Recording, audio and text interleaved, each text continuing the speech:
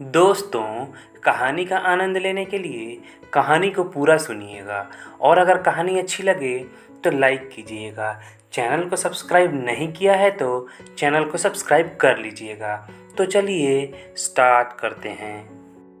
क्या सोच रहे हैं? बहू की मुँह दिखाई कीजिए ना।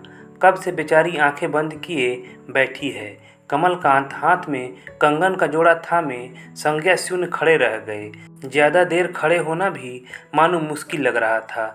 मुझे चक्कर आ रहा है, कहते हुए उन्होंने दीवार का सहारा ले लिया और तेजी से हॉल से बाहर निकल आए। अपने कमरे में आकर वे धम्म से कुर्सी पर बैठ गए। ऐसा लग रहा था जैसे वह मीलों दौड़ कर आए हों। पीछे पीछे नंदा भी दौड़ी आई। क्या हो गया है आपको? कुछ नहीं, चक्कर आ गया था। आप आराम करें। लगता है शादी का गरिष्ठ भोजन और नींद की कमी आपको तकलीफ़ दे गई। मुझे अकेला ही रहने दो, किसी को यहाँ मत आने देना। हाँ हाँ, मैं बाहर बोल कर आती हूँ, वह जाते जाते बोली। नहीं नंदा, तुम भी नहीं। कमलकांत एकांत में अपने मन की व्यथा का मंथन करना चाहते थे। जो स्थिति एकदम से सामने आ गई थी, उसे जीवन पर्यंत कैसे निभा पाएंगे, इसी पर विचार करना चाहते थे। पत्नी को आश्चर्य हुआ कि उसे भी रुकने से मना कर रहे हैं। फिर कुछ सोच पंखा तेज कर वह बाहर निकल गई। धीरे धीरे मन में सन्नाटा फैल गया। नंदा 2-3 बार आकर झांक गई थी। कमलकांत आंख बंद किए लेटे रहे। एक बार बेटा देबू भी आकर झांक गया, लेकिन उन्हें चैन से सोता देखकर चुपचाप बाहर निकल गया। कमलकांत सो कहाँ रहे थे? वे तो जानबूझकर बेटे को देखकर सोने का नाटक कर रहे थे। सन्नाटे में उन्हें महसूस हुआ वह गुजरती रात अपने अंदर कितना बड़ा तूफान समेटे हुए है। बेटे व बहू की यह सुहाग रात एक पल में तूफान के जोर से धराशायी हो सकती है। अपने अंदर का तूफान वे दबाए रहें या बहने दें। कमलकांत की आंख के कोरों में आंसू आकर ठहर गए। नंदा आई, उन्हें निहार कर और सोफे पर सोता देख स्वयं भी सोफे के कुशन उठाकर सिर के नीचे लगा कालीन पर ही लुढ़क गई। देबू ने कई बार डॉक्टर बुलाने के लिए कहा, पर कमलकांत होंठ सिए बैठे रहे। पति के शब्दों का पालन करने वाली नंदा ने भी जोर नहीं दिया। विवाह के 28 वर्षों में कभी छोटी मोटी तकरार के अलावा कोई ऐसी चोट नहीं दी थी जिसका घाव रिश्ता रहता। कमलकांत को जब पक्का यकीन हो गया कि नंदा सो गई है तो उन्होंने आंखें खोल दी। तब तक आंखों की कोरों पर ठहरे आंसू सूख चुके थे। वे चुपचाप उठकर बैठ गए। कमरे में धीमा नीला प्रकाश फैला था। बाहर अंधेरा था। दूर छत की छाजन पर बिजली की झालरें अब भी सजी थीं। रात के इस पहर यदि कोई जाग रहा होगा तो देबू, उसकी पत्नी या वह स्वयं। उन्होंने बेबसी से अपने होंठों को भींच लिया। काश उन्होंने स्वाति को पहले देख लिया होता। काश वह जर्मनी गए ही ना होते। उनके बेटे के गले लगने वाली स्वाति जाने कितनों के गले लग चुकी होगी। कैसे बताएं वह देबू और नंदा से कि जिसे वह गृह स्वामिनी बनाकर लाए हैं वह नौकरानी बनने योग्य भी नहीं है। वह एक गिरी हुई चरित्रहीन लड़की है।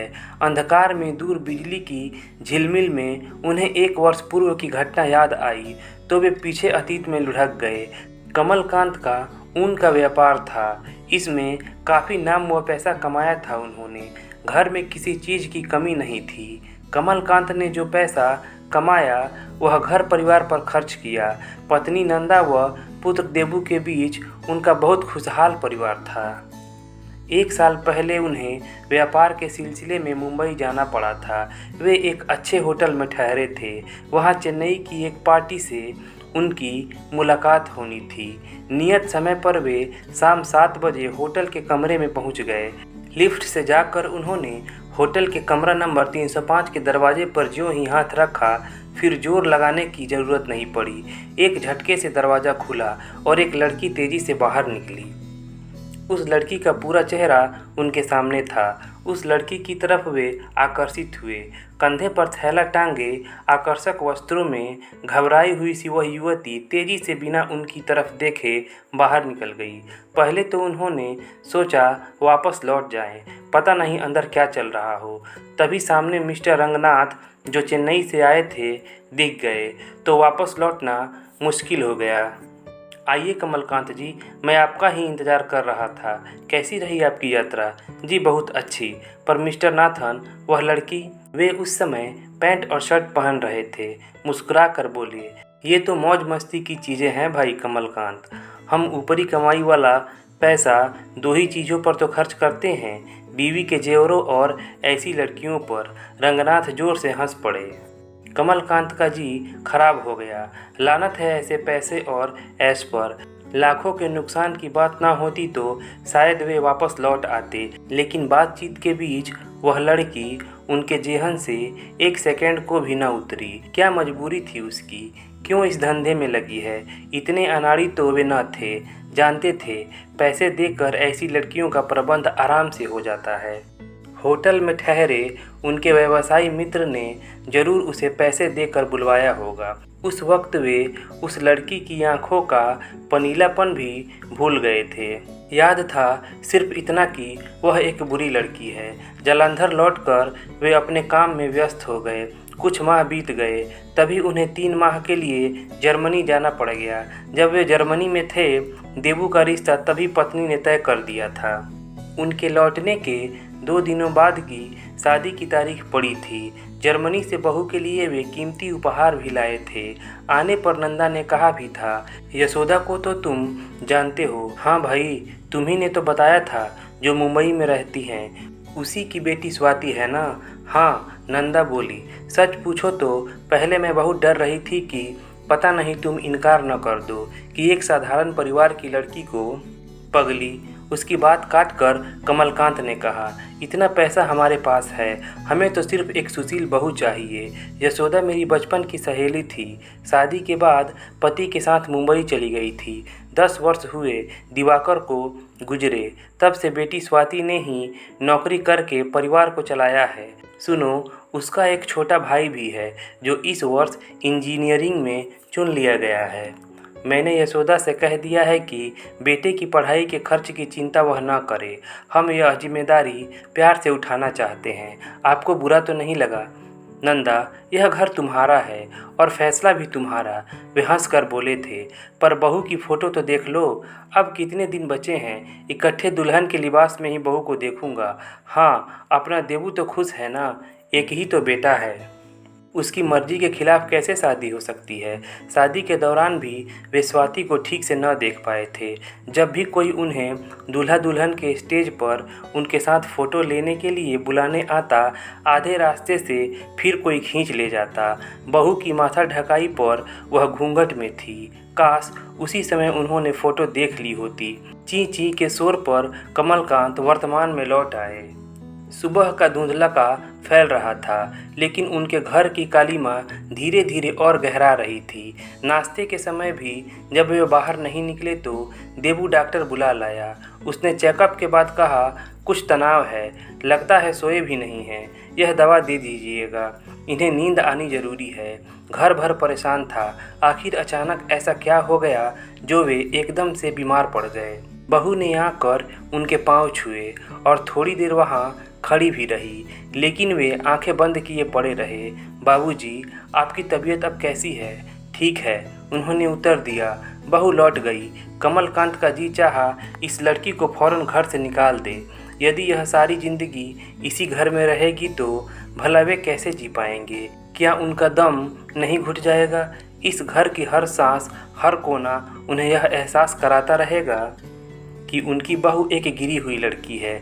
इस सत्य से अनभिज्ञ नंदा और देबू कितने खुश हैं। वे समझ रहे हैं कि स्वाति के रूप में घर में खुशियाँ आ गई हैं। अजीब कश्मकश है जो उन्हें ना तो जीने दे रही है, न मरने। दूसरे दिन जब उन्होंने पत्नी से किसी पहाड़ी जगह चलने की बात कही तो वह हंस दी। सठिया गए हो क्या? विवाह हुआ है बेटे का, हनीमून मनाने हम चलें। लोग क्या कहेंगे? तो बेटे बहू को भेज दो।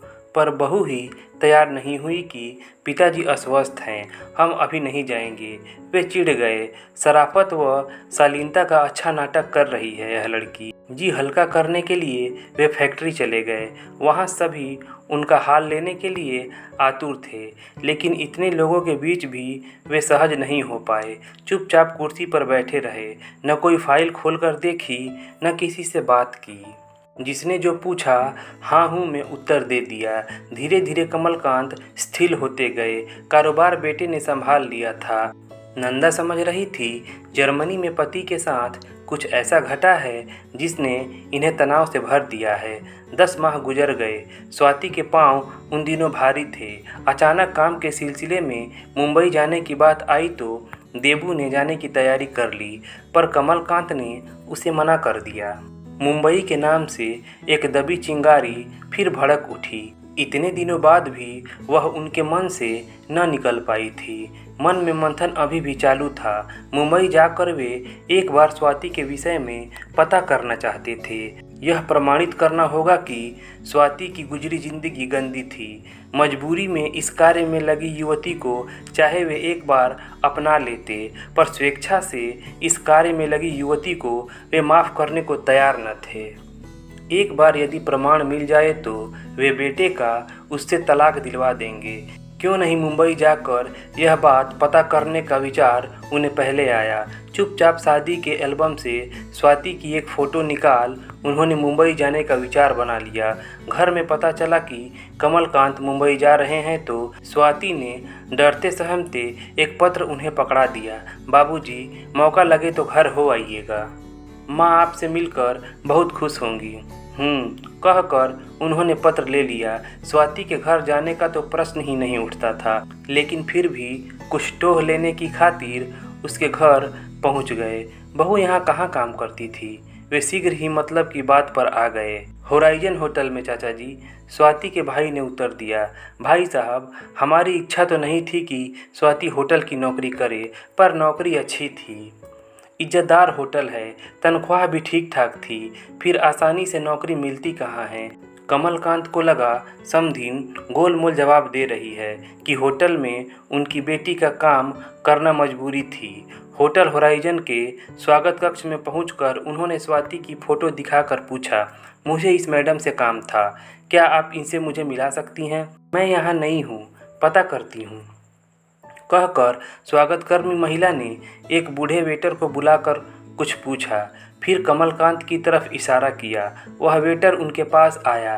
फिर आश्चर्य से बोला, आप स्वाति जी के रिश्तेदार हैं? नहीं, मैं उनका रिश्तेदार नहीं, मित्र हूँ। वेटर ने कहा। वे यहाँ रूम इंचार्ज थी। सारा स्टाफ उनकी इज्जत करता था। तभी कमलकांत की आंखों के सामने होटल का वह दृश्य घूम गया जब इसी होटल में उनके चेन्नई के मित्र ठहरे थे। उन्होंने एक छोटा सा निर्णय लिया और उसी होटल में ठहर गए। जब यहाँ तक पहुँच ही गए हैं तो मंजिल का भी पूरा पता कर ही लें। शाम को चेन्नई फ़ोन मिलाया, व्यापार की कुछ बातें की। पता चला 2 दिनों बाद ही चेन्नई की वह पार्टी मुंबई आने वाली है, तो वे भी रुक गए। सब कुछ मानो चलचित्र सा घटित हो रहा था। कभी कमलकांत सोचते पीछे हट जाएं, बहुत बड़ा जुआ खेल रहे हैं वे, इसमें करारी मात भी मिल सकती है। फिर क्या वे उसे पचा पाएंगे? पर इतने आगे बढ़ने के बाद बाजी कैसे फेंक देते? रात में चेन्नई से आए मित्र के साथ उसके कमरे में बैठकर इधर उधर की बातों के बीच वे मुख्य मुद्दे पर आ गए। रंगनाथ, एक बात बता, यह लड़कियां कैसे मिलती हैं? रंगनाथ ने चौंक कर उन्हें देखा, फिर हंसे। वाह, शौक भी जताया तो इस उम्र में। भाई, हमने तो यह सब छोड़ दिया है। हाँ, यदि तुम चाहो तो इंतजाम हो जाएगा, पर यहाँ नहीं। क्यों? यह होटल इन सब चीज़ों के लिए नहीं है। यहाँ इस पर सख्त पाबंदी है। क्यों झूठ बोलते हो? मैंने अपनी आंखों से तुम्हारे कमरे से एक लड़की को निकलते देखा था। रंगनाथ कुछ पल सोचता रहा, फिर अचानक चौंक कर बोला, तुम 2 वर्ष पहले की बात तो नहीं कर रहे हो? हाँ, वही, उसकी बात। लपक कर कमलकांत बोले। उनकी सांस तेजी से ऊपर नीचे हो रही थी। ऐसा मालूम हो रहा था जीवन के किसी बहुत बड़े इम्तिहान का नतीजा निकलने वाला हो। मुझे याद है वह लड़की यहाँ काम करती थी। मैंने उसे जब स्वागत कक्ष में देखा तभी मेरी नीयत खराब हो गई थी। अक्सर होटल में मैं लड़की बुला लिया करता था। उस दिन बाथरूम का नल टपक रहा था। उसने मिस्त्री भेजा। दोबारा फिर जब मैंने शिकायत तनिक ऊंचे लहजे में की तो वह खुद चली आई। उस समय वह घर जा रही थी, इसलिए होटल के वस्त्रों में नहीं थी। इस कारण और आकर्षक लग रही थी। मैंने उसका हाथ पकड़कर नोटों की एक गड्डी उसके हाथ पर रखी, लेकिन वह मेरा हाथ झटक कर तेजी से बाहर निकल गई। यह वाकया मुझे इस कारण भी याद है कि कमरे से निकलते वक्त उसकी आंखें आंसुओं से डूब गई थी। यहाँ से जाने के बाद मुझे दिल का दौरा पड़ा। अब ज़्यादा उत्तेजना मैं सहन नहीं कर पाता। 6 माह पहले ही पत्नी भी चल बसी। अब सादा सरल जीवन काफ़ी रास आता है। रंगनाथ बोलते जा रहे थे। उधर कमलकांत को लग रहा था कि वे हल्के होकर हवा में उड़ते जा रहे हैं। अब वे स्वाति की ओर से पूर्ण संतुष्ट थे। दोस्तों, अगर कहानी अच्छी लगी हो तो प्लीज़ लाइक कीजिएगा। चैनल को सब्सक्राइब नहीं किया है तो प्लीज़ चैनल को सब्सक्राइब कर लीजिएगा। चलिए मिलते हैं अगले कहानी वाले वीडियो में। धन्यवाद।